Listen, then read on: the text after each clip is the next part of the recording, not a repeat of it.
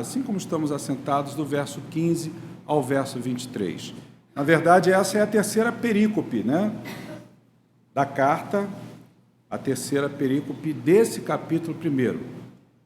Perícope, para quem não sabe, é um recorte de um texto dentro de um contexto das Escrituras em que as sociedades bíblicas destacam como uma parte que traz, de fato, algum tipo de ensino mais objetivo, mais específico. Então, nós estamos hoje abordando esse terceiro recorte, que fala para a gente sobre a oração que Paulo fez. A verdade é uma ressonância magnética, que é algo mais profundo, do que uma radiografia, do texto da carta de Paulo aqui, falando sobre a oração que Paulo faz em favor da igreja em Éfeso. Então, nós vamos ler o texto, creio que todos já localizaram. Diz assim o capítulo 1, a partir do verso 15, vamos até o 23, eu inicio a leitura, diz assim a palavra do Senhor. Por isso também eu, tendo ouvido a fé que há entre vós no Senhor Jesus, e o amor para com todos os santos,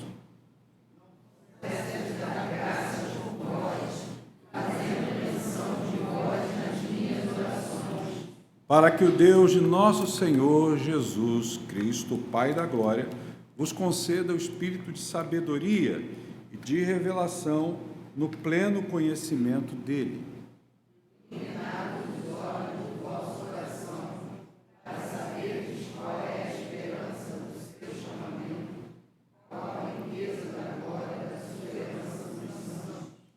E qual a suprema grandeza do seu poder para com os que cremos, segundo a eficácia da força do seu poder.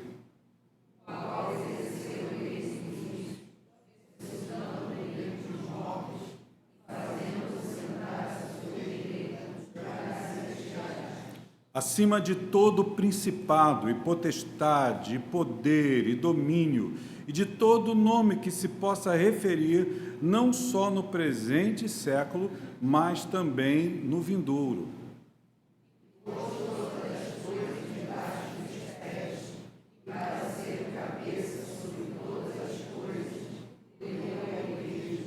Leiamos juntos. A qual é o seu corpo, a plenitude daquele que a tudo enche em todas as coisas. Vamos orar mais uma vez? Pai, que coisa boa chamá-lo de Pai. Deus que criou todo o universo, Deus soberano, que exerce sua autoridade sobre tudo e todos. O Deus extraordinário, o Deus onde não há limites. O Senhor se revela como nosso Pai. E nós queremos pedir, Paizinho, nessa hora, que o Senhor, através do poder do Teu Espírito Santo, nos conduza a anunciarmos esse texto da Tua Palavra e a ouvi-lo com toda a dedicação e força do nosso ser. Nós não vamos pedir que o Senhor fale conosco, porque o Senhor fala. Nós pedimos que o Senhor abra, desobstrua as nossas mentes e corações, para que possamos entender o que Tu nos ensinas nessa hora. Nós oramos em nome e por amor de Cristo Jesus. Amém e amém.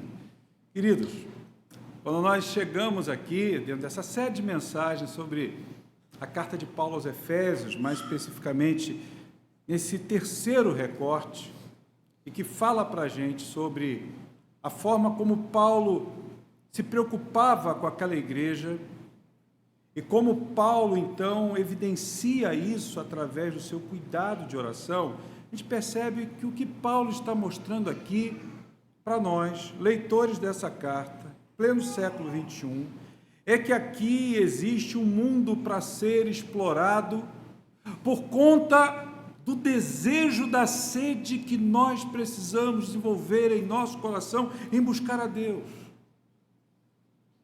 Fazendo um sobrevoo sobre esse texto, vamos perceber que o nosso relacionamento com Deus não pode se estagnar por conta da nossa conversão ou após a nossa conversão.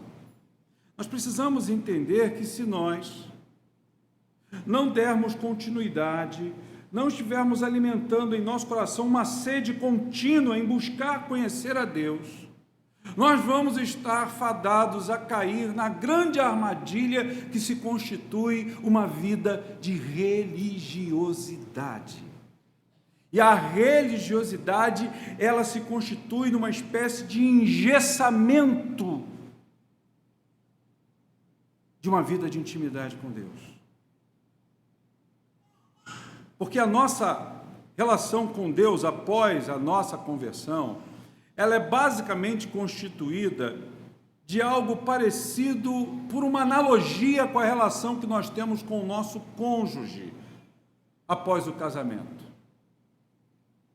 Porque antes de nós casarmos, a gente tem uma ideia, ainda no namoro, de como vai ser essa relação com o nosso esposo ou com a nossa esposa. Porque a gente não conhece de fato, enquanto namoramos, quem é verdadeiramente o nosso futuro cônjuge. A verdade é que muitos se casam no auge da paixão. E aí, com a paixão, a gente fica, de uma certa forma, vedado de perceber defeitos. Esses defeitos acabam sendo ignorados. Mas quando a paixão diminui, olha que coisa interessante, o amor amadurece. E quando o amor amadurece, os defeitos que sempre estiveram presentes ali vão surgir, vão se evidenciar como se fosse da primeira vez. E aí, neste caso, tudo aquilo que veio depois do dia do casamento tem sido uma grande experiência de descoberta que eu, particularmente, na minha experiência de casamento, eu espero que nunca acabe. Por quê? Porque existem coisas que eu conheço sobre a Meire que eu nunca iria saber se eu não estivesse convivendo no dia a dia com ela. Eu sei que o inverso também é verdade. Tenho certeza que ela imaginava que eu seria um pouco relaxado com as minhas coisas, mas não tanto. Ou que eu não fosse ajudá-la na cozinha, por exemplo, lavando os pratos, né? Mas eu tenho ajudado. É muito interessante a gente parar para analisar que no relacionamento a dois, enquanto esse relacionamento não se efetivar através do casamento, a gente não consegue de fato nos conectar numa forma de conhecimento muito profundo com aquele com o qual convivemos. Irmãos, e é interessante, quando olhamos para esse texto, não há nada mais triste. Assim como o marido que não conhece a esposa e a esposa não conhece o marido e apenas tem aquele parco conhecimento porque se toleram em, por exemplo, dividir as contas que tem para pagar ou compartilhar do mesmo carro, a gente vai perceber que, da mesma forma, na relação com Deus, em conhecer a Deus, se nós não tivermos realmente intimidade com Ele, como também com o nosso cônjuge no casamento, as coisas não vão funcionar. Porque a gente entende que o casamento é uma espécie de fonte, é a origem de uma vida de conhecimento mútuo, porque vai trazer benefícios para ambos, porque ambos vão conhecer suas virtudes e seus defeitos, suas luzes e suas sombras. E aí fica muito mais fácil a gente lidar com isso. Da mesma forma também, a ideia do casamento é um reflexo da nossa relação de Deus com a gente enquanto somos igreja. E é essa ideia de casamento como uma fonte crescente de conhecimento entre o marido e esposa, é que é uma espécie de pintura com o que Deus está fazendo com a sua igreja. É isso que Paulo está salientando aqui. E quando Paulo faz um retrato dessa oração que ele dedica ao Senhor em favor da igreja em Éfeso, isso nos faz lembrar da possibilidade de nos aprofundarmos no seguinte tema: a oração e a sede de conhecimento a Deus, ou a oração e a sede de conhecer a Deus. Presta atenção numa coisa, eu não estou falando com você hoje sobre conhecer a Deus, eu estou falando sobre conhecer a Deus, no sentido de você ter intimidade com Ele. Não estou aqui propondo que você tenha um conhecimento técnico sobre Ele, um conhecimento teológico sobre Deus, um conhecimento doutrinário sobre Deus. Essa ideia de casamento aqui é uma analogia para que você entenda que não adianta eu saber dos hábitos ou listar os hábitos do meu marido, listar os hábitos da minha mulher, se eu não tiver maturidade suficiente para no convívio com ele ou com ela saber lidar com isso. Com Deus é a mesma coisa. Por quê? Porque há muito para se conhecer sobre Ele. Paulo aqui está orando justamente por 3 coisas que são de vital importância para que a igreja possa ter conhecimento de Deus, intimidade com Deus. Não adianta eu ter o manual de instrução do meu automóvel, saber cada componente deste carro, saber como lidar em cada situação com o carro, se eu não pego o carro, não tenho o volante em minhas mãos, não saio com ele. Uma coisa é você viver na teoria, outra coisa é você, na prática, perceber o que você tem nas mãos. Eu tenho usado um colírio para os meus olhos.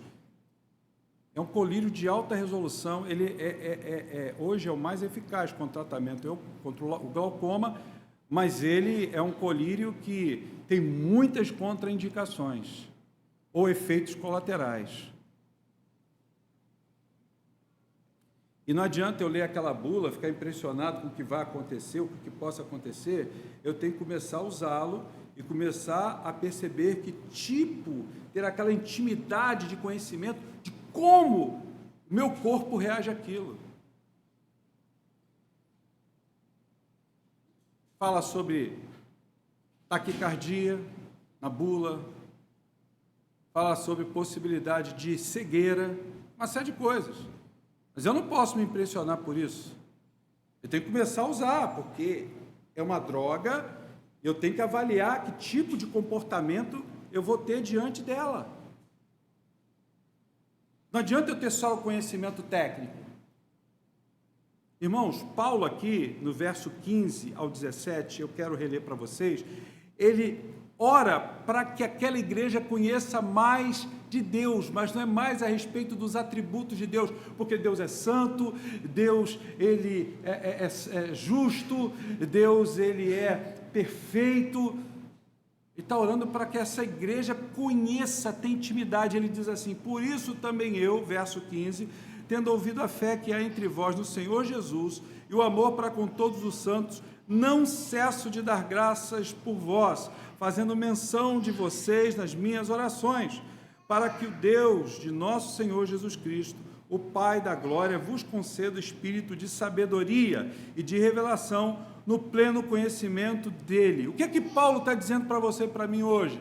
Que eu e você precisamos orar para obtermos mais conhecimento sobre Deus.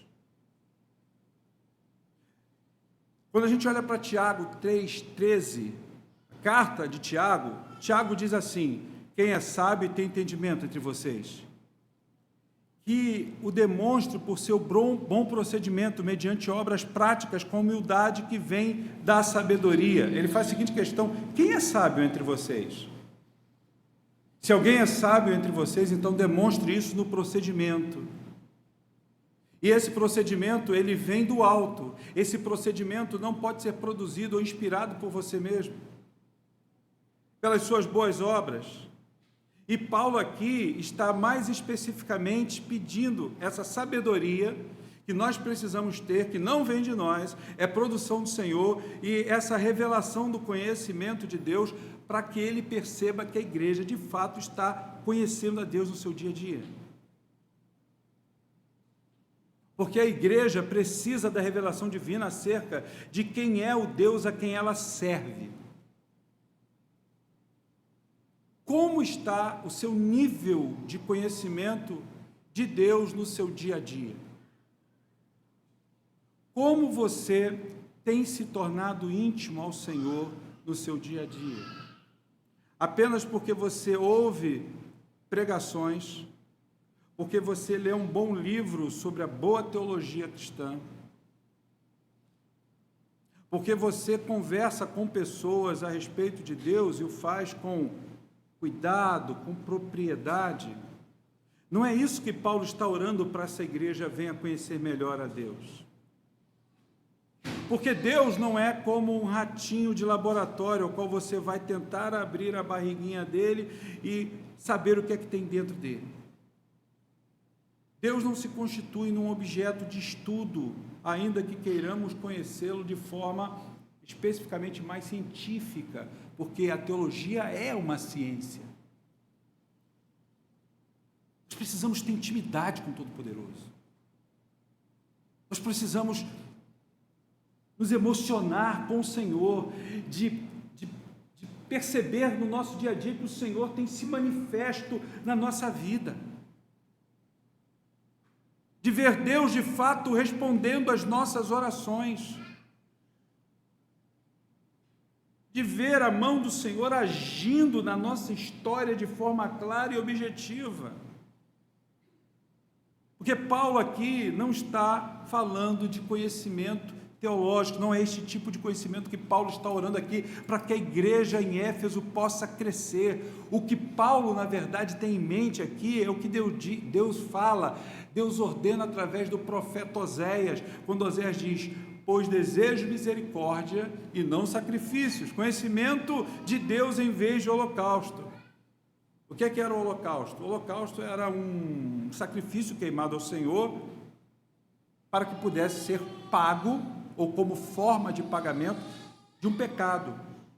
Ou seja, era uma forma que o povo tinha de se consertar diante de Deus. Contudo, o próprio Deus está dizendo aqui no texto de Oséias que ele prefere que os holocaustos cessem, que o povo pare de oferecer holocausto a ele, mas que o povo busque conhecê-lo cada vez mais e melhor, através de uma vida de intimidade. Tanto que essa expressão conhecer, tanto no Antigo como no Novo Testamento, ela tem uma raiz de um verbo que dá a entender intimidade na relação sexual de um casal. É de se conhecer de forma desnuda. É essa a raiz desse verbo. Por isso que Oséias, no capítulo 3 do seu livro, vai dizer: conheçamos a Deus e esforcemo-nos em conhecê-lo, tão certo como nasce o sol, ele aparecerá, virá para nós como as chuvas de inverno, como as chuvas de primavera que regam a terra. Meu irmão, minha irmã, para que eu e você possamos conhecer o Senhor como Ele quer ser conhecido, é preciso empenho da tua parte, é preciso renúncia da sua parte, é preciso esforço. Nós não conheceremos apenas frequentando reuniões dominicais.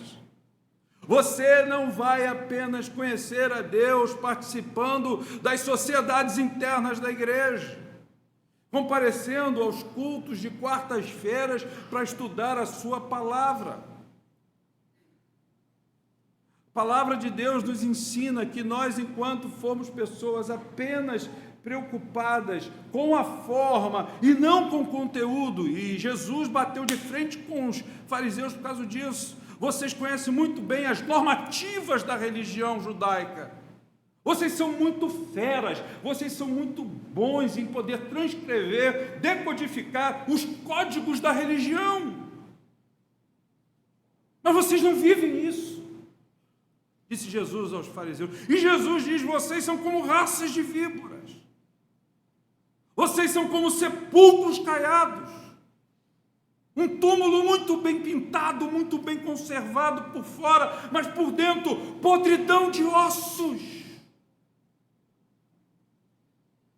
Para que você e eu, de fato, efetivamente, queiramos conhecer o Senhor, em primeiro lugar, temos que todos os dias avistar na agenda, na pauta do nosso coração, o Senhor como o primeiro. O Senhor como aquele mais relevante, sobre toda a nossa agenda do dia. Existem muitas igrejas lotadas, mas pessoas que não estão nem aí para o Senhor. Pessoas que vão viver o dia a dia, vão viver a sua semana, sem dar a devida relevância num estreitamento de intimidade com o Senhor. E esse tipo de conhecimento religioso, ele nos afasta de Deus, porque Deus não quer regras, Deus não quer holocausto, mas intimidade de relacionamento. Porque muitos de nós não conseguimos sustentar, temos sustentabilidade no debate da nossa fé. Quando começam a falar, tentando ofender a fé cristã, tentando deturpá-la, ou assuntos que vão surgir na nossa roda de amigos, na nossa roda de colegas de trabalho, e nós ficamos assim titubeando para podermos dar o nosso parecer. É porque nós não temos intimidade com o Senhor, nós não conhecemos o Senhor, não sabemos o que vai na mente do Senhor, o que o Senhor quer que nós façamos, a forma que devemos agir diante daquilo, não conhecemos. Aí não temos argumentos.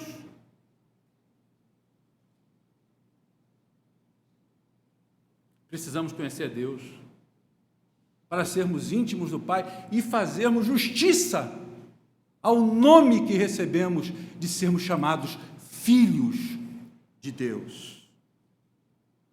Eu quero dizer para você nessa manhã que todo esse nosso empenho, eu estou falando sobre empenho, nós temos que nos esforçar, nós temos que buscar uma disciplina em que nós não negociemos a nossa condição de gente realmente convertida e que quer continuar progredindo nessa marcha de gente que se converteu e caminha com Jesus.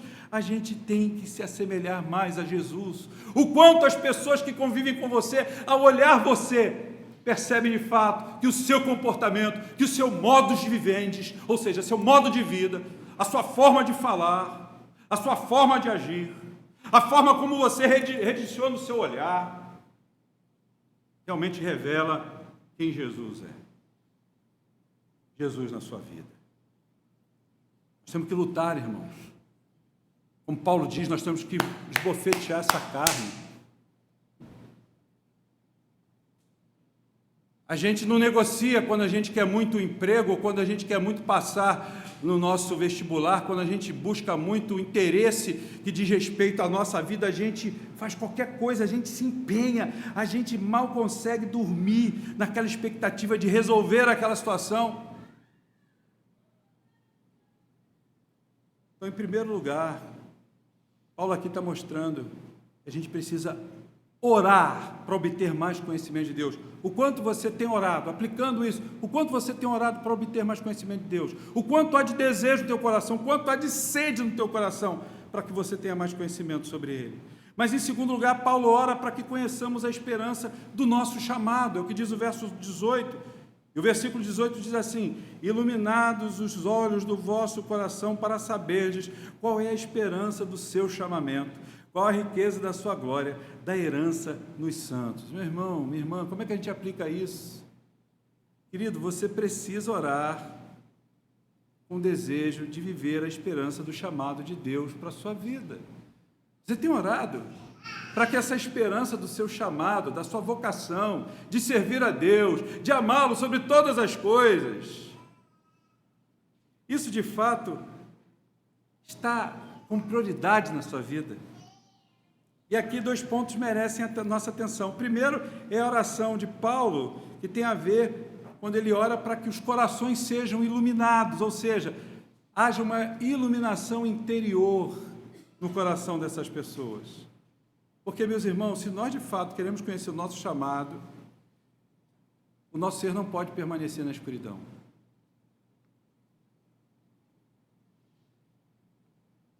É interessante porque a obra do Senhor em nossas vidas é trazer sempre mais da sua luz, para as nossas trevas, porque o nosso coração é mau, nosso coração é escuro, pela nossa natureza pecaminosa.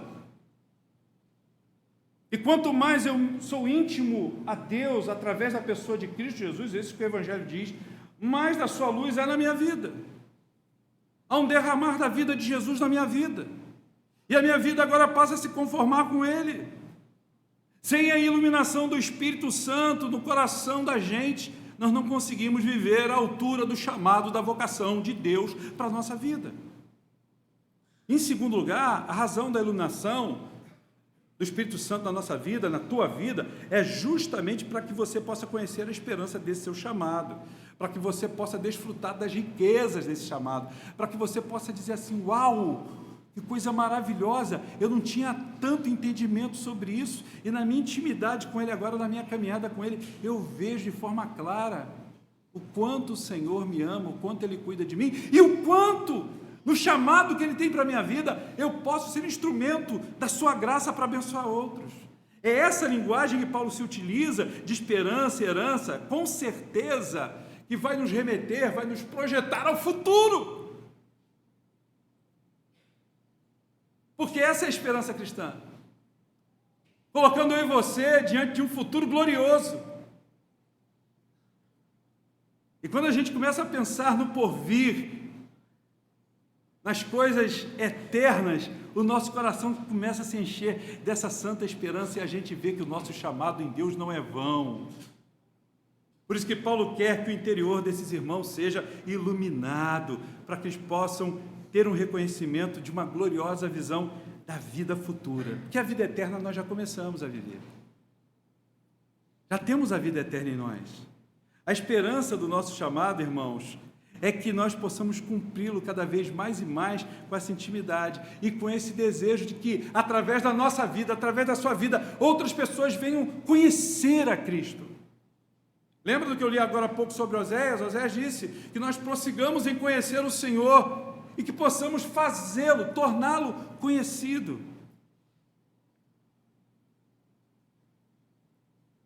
É claro que o pastor não sabe, eu não sei, qual o chamado específico de Deus para a vida de cada um de vocês.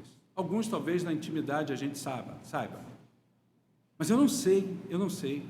Mas eu sei de uma coisa, que todos os domingos, quando estamos diante da palavra de Deus, a palavra de Deus está nos encorajando, a palavra de Deus está nos desafiando a não sermos mais as mesmas pessoas que entramos aqui nesse lugar. E que a gente possa sair todos os domingos, ou cada encontro com a Escritura, a gente possa sair melhor, a gente possa sair mais empenhado em amar e buscar mais a Deus.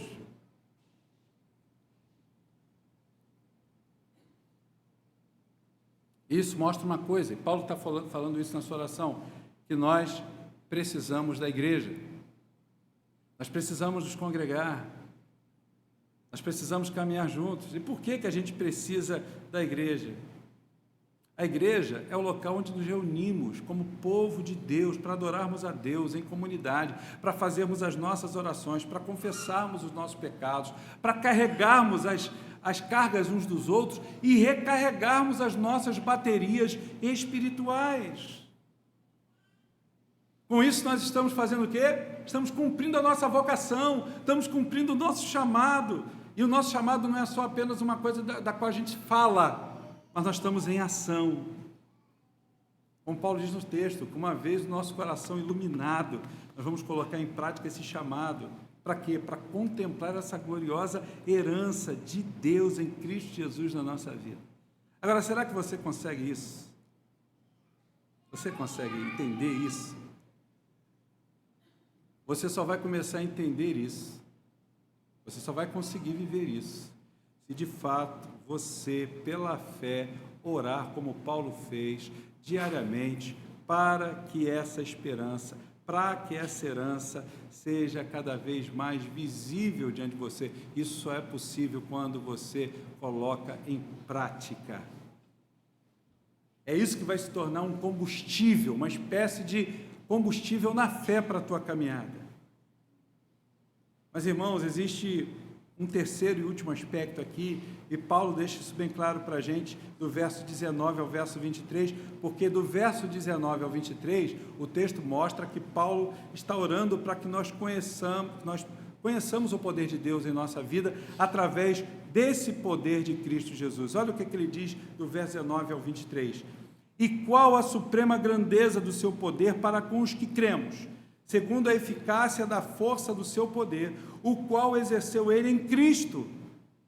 Percebe? Em Cristo, ressuscitando dentre os mortos e fazendo sentar à direita nos lugares celestiais, acima de todo principado e potestade, poder e domínio, e de todo nome que se possa referir não só no presente século, mas também no vindouro. E colocou todas as coisas debaixo dos pés, e para ser o cabeça sobre todas as coisas, olha que coisa maravilhosa, o deu à igreja, a qual é o seu corpo, a plenitude daquele que a tudo enche em todas as coisas. Qual é a aplicação que esse texto traz para a sua vida? A aplicação é a seguinte: você precisa orar para conhecer o poder de Deus manifesto na sua vida, através de Cristo Jesus. O quanto você tem se dedicado a uma vida de oração, mas de orar de forma específica: Senhor, me dá a conhecer o teu poder manifesto na minha vida através da ação de Jesus. O quanto você tem orado? Aqui, nesse texto, para Paulo, tudo o que ele falou até agora precisa de um elemento vindo da parte de Deus para dar garantia, para assegurar que cumpramos o nosso chamado de sermos herdeiros dessa graça. E sabe que garantia é essa? Sabe que elemento é esse? É o poder de Deus. É o poder de Deus. Não é o poder econômico, não é o poder político, não é um poder social. Esse poder é o poder de Deus. E nesse contexto que o apóstolo está descrevendo, falar de poder, dentro daquele contexto, há pouco mais de 2000 anos atrás, era desafiar a personagem mais poderosa daquela cidade. A personagem mais poderosa daquela cidade era a deusa Diana. Diana dos Efésios. É dentro desse contexto que ele está falando isso aqui. Segundo um dos comentários que a gente lê, Diana era tida como a deusa dos poderes celestiais, dos poderes zodíacos. Era a deusa dos poderes dos deuses do submundo caído. E quando Paulo fala para essa igreja que essa igreja exaltasse o poder de Deus, ele está dizendo: exalte o poder de Deus, para que diante da sociedade que adora a essa divindade, o poder de Diana dos Efésios ele diminua. Haja um contraste, à medida que a igreja ignora aquele lugar, aquele templo, que foi um dos templos mais suntuosos da Ásia, onde era adorada a deusa Ártemis para os romanos, para os gregos, Diana para os romanos. Paulo está deixando bem claro: mostrem o poder de Deus na vida de vocês, para que aqueles que são seguidores de Ártemis ou de Diana vejam que o poder dela não é nada ou nenhum diante do poder revelado de Deus em Cristo Jesus na vida de vocês. É nesse contexto.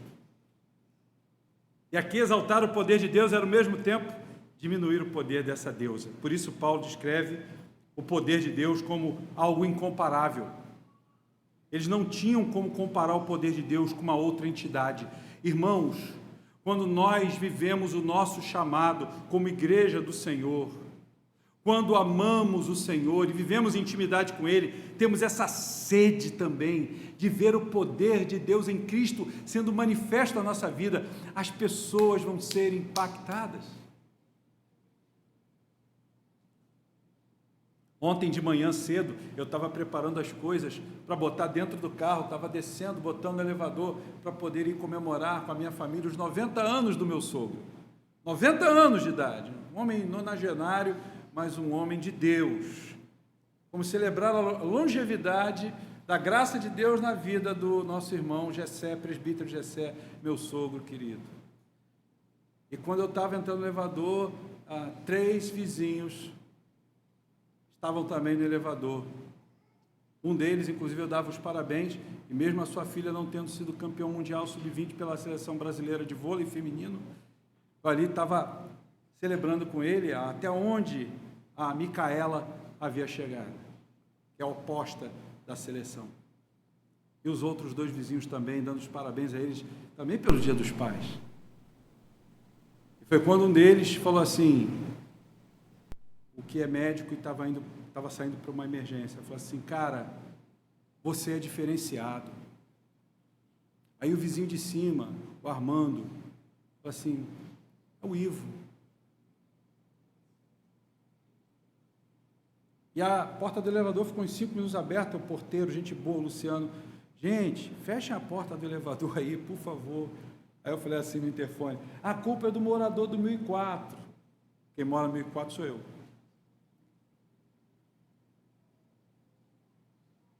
Eu falei assim, cara, não sou eu não. É a alegria de Cristo na minha vida. Aí um deles com os olhos cheios d'água, cara, Marcelo, ele é italiano, o jeito, né? Fecha a porta, cara, fecha a porta, senão eu vou começar a chorar aqui.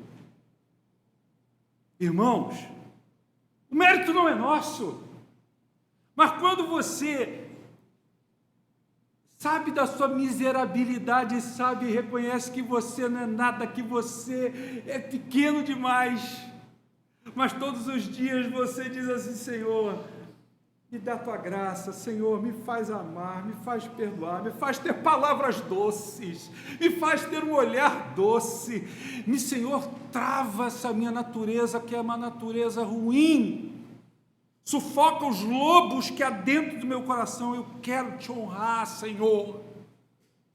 Quando você se submete e diz, tu não és só o meu Salvador, você não está me levando só para o céu, eu quero me render a ti, manda na minha vida. Diz o que você quer de mim, Senhor. Irmãos, quando isso acontece, o poder de Deus, ele se manifesta. E Paulo define o poder de Deus aqui com essas expressões: incomparável grandeza de poder, força poderosa. É esse poder que está disponível para você, irmão. Minha irmã, é esse poder que fez com que Jesus ressuscitasse dentre os mortos, é esse poder que colocou Jesus assentado à destra, à direita de Deus Pai. É esse poder glorioso, maravilhoso que está disponível para você. Por que você não toma? Esse poder não se apropria disso. Uma pessoa só se apropria de algo no supermercado para comer, numa lanchonete, porque tem fome. Você tem fome de Deus. O quanto teu coração nessa manhã está com fome de Deus sobre todas as outras coisas. Pois esse poder está disponível para você. Vamos sair da mediocridade. Vamos sair de uma vida falsa, de um cristianismo aparente. O Salmo 110, versículo 1 diz de forma bem clara: o Senhor disse-me ao meu Senhor, senta-te à minha direita, até que eu faça dos teus inimigos um estrado dos teus pés. Aqui a gente não está falando de luta, de inimizade contra pessoas, nós estamos numa batalha espiritual. Efésios capítulo 6, nós vamos ver isso daqui a 2 meses nesse texto. Fala que a nossa luta não é contra a carne nem contra o sangue, mas contra as potestades dominadoras do mal. Existem forças do mal que estão se empenhando contra a tua vida. Satanás tem ódio de você. Satanás quer roubar o teu tempo. Quer que você gaste mais tempo nas redes sociais, você gaste tempo com outras coisas que não glorificam ao Senhor. Ele quer que você gaste tempo murmurando, ele quer que você gaste tempo deixando de buscar ao Senhor, tendo tempo de qualidade de oração.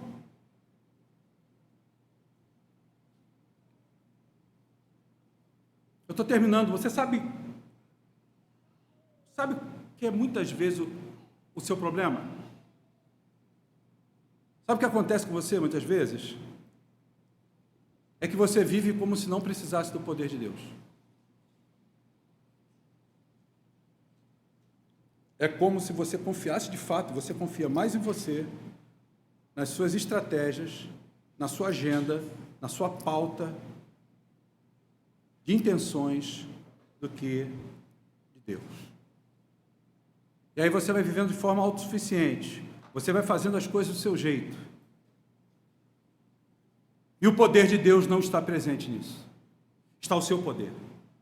Está o seu poder. Está o seu poder. Está o seu poder. Mas não está o poder de Deus. Nós precisamos ver o poder de Deus manifesto na nossa vida sim, até para que quando você ore, quando eu ore, alguém seja curado. Alguém receba uma palavra de consolo, e se está abatido, possa receber a palavra que sai da nossa boca, porque vem do nosso coração cheio do Espírito Santo, mudar a vida dessa pessoa. Mas quando eu vivo mais dando atenção ao meu pecado, quando eu vivo buscando mais satisfazer as minhas próprias vontades, quando eu busco viver uma vida como se eu fosse senhor da minha história, o poder de Deus não se manifesta. O poder de Deus não age. Irmãos, o texto está dizendo para a gente, Paulo está dizendo que Cristo está vivo. Ele está exaltado sobre todas as coisas pelo poder de Deus. E eu volto a repetir, esse poder de Deus está disponível para você. Aleluia! Eu termino dizendo que essa oração de Paulo é para que a igreja não cesse, não pare de buscar a Deus e de conhecê-lo cada vez mais, conhecendo, explorando o conhecimento de Deus, falando com o Senhor, tendo intimidade de oração com o Senhor. É assim que a gente conhece a Ele.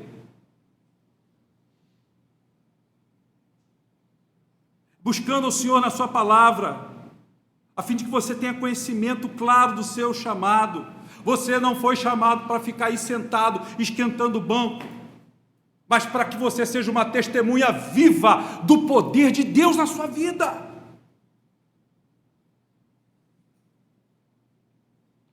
E diz as Escrituras que esse mundo, o mundo no qual vivemos, precisa ver esse poder patente, claro, manifesto através da igreja. Você faz parte da igreja. Por isso eu disse, usando a analogia do casamento, Deus não criou o casamento, o relacionamento de um homem com sua mulher, ou de uma mulher com seu homem, para ficar estagnado no dia em que os dois receberam a bênção do Senhor através do santo ministro de Deus, perante as testemunhas, e saíram do altar para viver a vida dois. Isso precisa continuar. E continuar através de uma vida de intimidade entre o casal. Por isso é que o Senhor Jesus, Ele é o noivo, e a igreja é a sua noiva. Há um relacionamento também marital no mundo espiritual. Você precisa continuar esse processo incessante, sedento de busca todos os dias a Deus, de ter intimidade, um relacionamento profundo com o Senhor. Experiências constantes com a Santa Trindade, com Deus Pai, com Deus Filho, com Deus Espírito Santo. Então, aplique essas 3 verdades ao seu coração. Ore, em primeiro lugar, ore para que você obtenha mais conhecimento de Deus. Em segundo lugar, ore para viver a esperança do chamado de Deus para a sua vida. E em último lugar, ore para conhecer o poder de Deus manifesto, patente, apresentado através da tua vida. É isso que vai fazer a diferença. Se hoje o Senhor Jesus voltasse, Ele dissesse para você: quais são os resultados da sua vida de intimidade comigo? As pessoas que estão ao seu redor, a começar da sua família, a começar da sua própria casa,